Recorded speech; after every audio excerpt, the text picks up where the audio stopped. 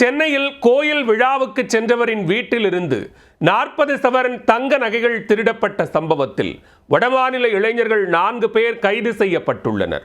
கட்டட வேலைக்கு வந்து ஆளில்லாத நேரத்தில் வீட்டை நோட்டமிட்டு திருட்டு வேலையில் ஈடுபட்ட கும்பல் கூண்டோடு சிக்கியது எப்படி?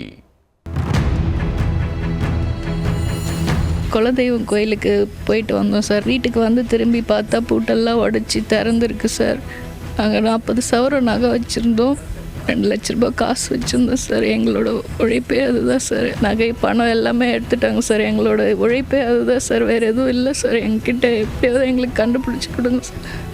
குலதெய்வ கோவிலுக்கு சாமி கும்பிட குடும்பத்துடன் சொந்த ஊர் சென்று திரும்பிய நபருக்கு பேரதிர்ச்சி காத்திருந்தது. திருட்டுச் சம்பவம் நிகழ்ந்த பகுதியில் சிசிடிவி கேமராக்கள் இல்லாததால் கைரேகை பதிவு மூலம் தீவிர விசாரணையில் இறங்கிய போலீசார் 8 நாட்களுக்கு பிறகு குற்றவாளிகளை தட்டி தூக்கியுள்ளனர்.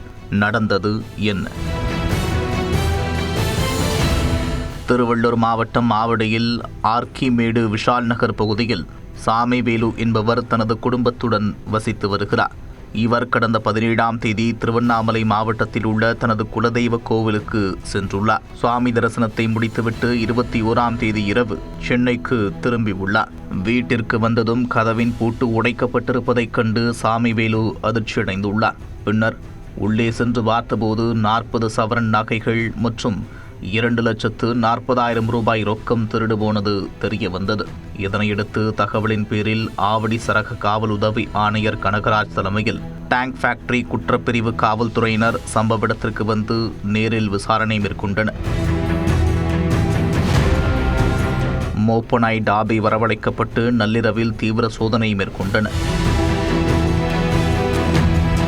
சம்பவம் நிகழ்ந்த பகுதியில் சிசிடிவி கேமராக்கள் இல்லாததால் கைரேகை பதிவு மூலம் குற்றவாளிகளை பிடிக்கும் பழைய முறையை போலீசார் பின்பற்றினர். முதற்கட்டமாக 90 பேரிடம் கைரேகை விரல் பதிவு சோதனை மேற்கொள்ளப்பட்டது. அதில் சம்பவம் அரங்கேறிய வீட்டின் எதிரில் கட்டுமான பணி மேற்கொண்டு வந்த மேற்கு வங்க தொழிலாளர்களின் கைரேகை பரிசோதிக்கப்பட்டது. அவர்களின் அண்ணன் தம்பியான ராஜு ஷேக் மற்றும் அங்கூர் ஆகியோரின் கைரேகை பதிவுகள் ஒத்துப்போகின. தொடர்ந்து அவர்களை பிடித்து விசாரணை செய்தபோது சாமிவேலுவின் வீட்டில் நகைகளை திருடியதை ஒப்புக்கொண்டனர். இவர்கள் இருவரும் திருட்டுச் சம்பவத்திற்கு உதவியாக மட்டுமே இருந்துள்ளனர். ஆனால் முக்கிய குற்றவாளிகளான இருவர் நகைகள் மற்றும் பணத்துடன் மேற்கு வங்கத்திற்கு தப்பி ஓடியது தெரிய வந்தது. உடனே மேற்கு வங்க மாநிலம் பீர்பூம் மாவட்டத்திற்கு விரைந்து சென்ற தமிழ்நாடு போலீசார் முக்கிய குற்றவாளிகளான ஹிலால் மற்றும் ஜல்டன் ஆகிய இருவரையும் கைது செய்தனர். அவர்களிடமிருந்து 20 சவரன் தங்க நகைகள் மற்றும் 20 சவரன் உருக்கிய நகைகளையும் மீட்டனர். அத்துடன் 2,39,000 ரூபாய் ரொக்கத்தையும் பறிமுதல் செய்தனர். தொடர்ந்து 4 பேரையும் கைது செய்த போலீசார் அவர்கள் மீது வழக்கு பதிவு செய்து நீதிமன்றத்தில் ஆஜர்படுத்தி புழல் சிறையில் அடைத்தனர். வட மாநிலத்திலிருந்து கட்டட வேலைக்கு வந்த இடத்தில் ஆளில்லாத வீடுகளை நோட்டமிட்ட தொழிலாளர்கள் தங்களது கூட்டாளிகளுக்கு தகவல் கொடுத்துள்ளனர். பின்னர் பக்கா பிளான் போட்டு கூட்டு களவாணிகள் அனைவரும் திருட்டு வேலையில் இறங்கியுள்ளனர்.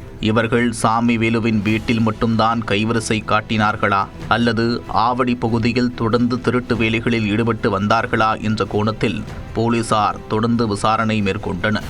ஆளில்லாத வீட்டில் கைவரிசை காட்டிய கும்பலை கைது செய்து அவர்களிடமிருந்து 40 சவரன் நகைகளையும் மீட்ட காவலர்களுக்கு போலீஸ் உயரதிகாரிகள் பாராட்டு தெரிவித்துள்ளனர்.